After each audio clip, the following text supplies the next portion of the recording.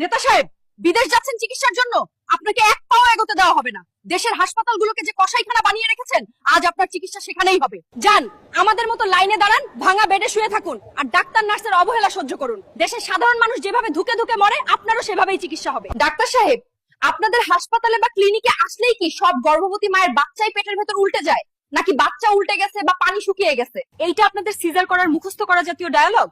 আসল কথা বলেন, নরমাল ডেলিভারি করানোর ধৈর্য বা সময় আপনাদের নেই, নাকি ওইটাতে আপনাদের লাভ কম হয়?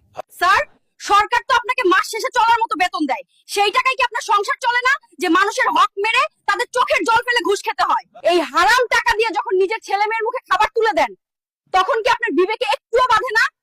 আপনার কি মরণের একটুও ভয় নেই? আমরা তো পৃথিবীতে এসেছি শুধু জন্ম নিবন্ধন, ভোটার আইডি কার্ড আর পাসপোর্টের নাম সংশোধন করতেই।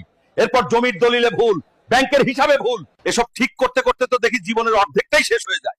আপনারা চেয়ারে বসে একটা অক্ষর ভুল টাইপ করবেন, আর আমরা সারা জীবন ধরে তার মাসুল দেব?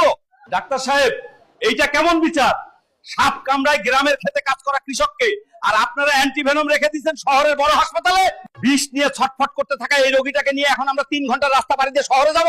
আপনারা তো দেখি রোগের জায়গায় চিকিৎসা রাখেন না, হাসপাতাল খুলে বসে আছেন কি চেহারা দেখাতে? সহকর্মী, আপনি চিকিৎসা পেশাকে দোকানে পরিণত করেছেন।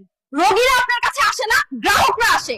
আপনি রোগের চিকিৎসা করেন না, আপনি ডায়াগনস্টিক সেন্টার আর ওষুধ কোম্পানির টার্গেট পূরণ করেন। আপনার মতো কিছু ব্যবসায়ীর জন্য আজ আমাদের সবার গায়ে কসাই আর দালালের তকমা লাগছে।